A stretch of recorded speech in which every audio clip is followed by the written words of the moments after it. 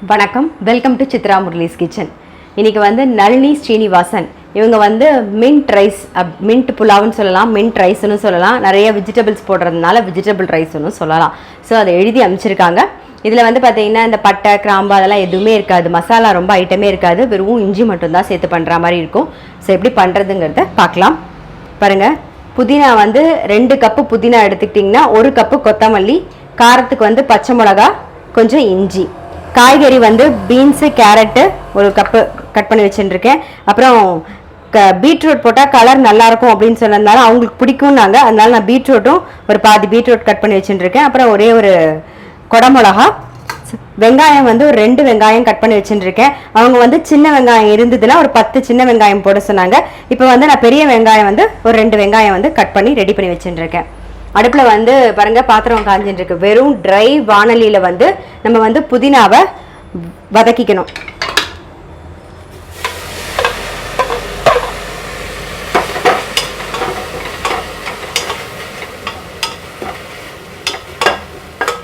பாருங்கள், புதினா வந்து வதங்கிடுத்து. ஸோ இதை வந்து மிக்சியில் ட்ரான்ஸ்ஃபர் பண்ணிவிடுவோம்.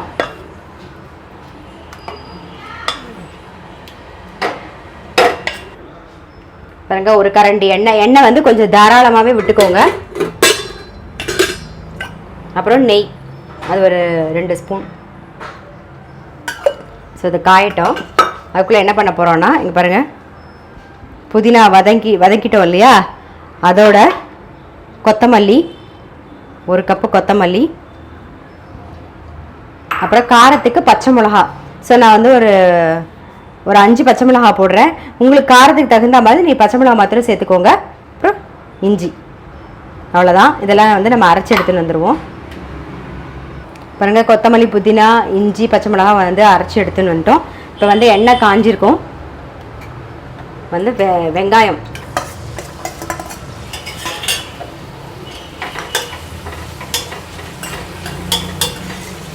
பாருங்க, வெங்காயம் வந்து நல்லா வதங்கி எடுத்து, நான் வந்து சொல்லும்போது உருளைக்கிழங்கு சொல்லலை, அது ஒரே ஒரு உருளைக்கிழங்கு சேர்த்துக்கோங்க.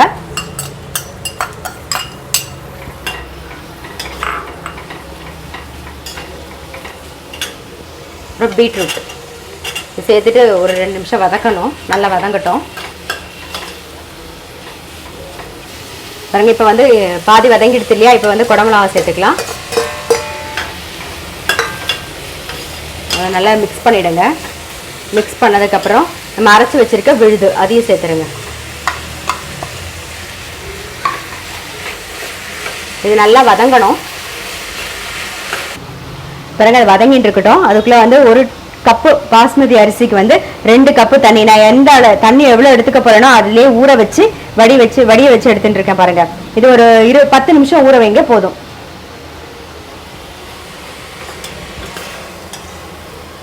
பாருங்க, நல்லா வதங்கி எடுத்து இப்போ ஊற வச்ச பாஸ்மதி அரிசியை சேர்த்து ஒரு பிரட்டிக்கலாம். நாம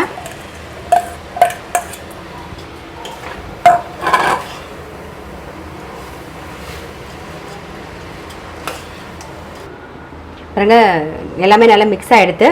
நம்ம வந்து 2 டம்ளர் தண்ணி விட்டுடலாம். இதில் நல்லா ஊறினதுனால சீக்கிரமாகவே வெந்துடும். இதுக்கு தேவையான உப்பும் சேர்த்துருங்க.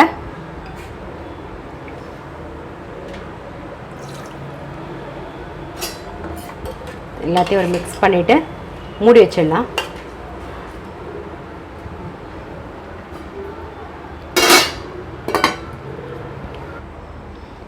வெந்துடுத்தா பார்க்கலாம். பாருங்கள், நல்லா வெந்துடுத்து. ஆறுனதுக்கப்புறம் நல்லா உதிராக வந்துடும். ஸோ அப்படியே மூடி வச்சுருங்க. எப்படி இருக்குன்னு டேஸ்ட்டும் பார்த்துருவோம் நாம்.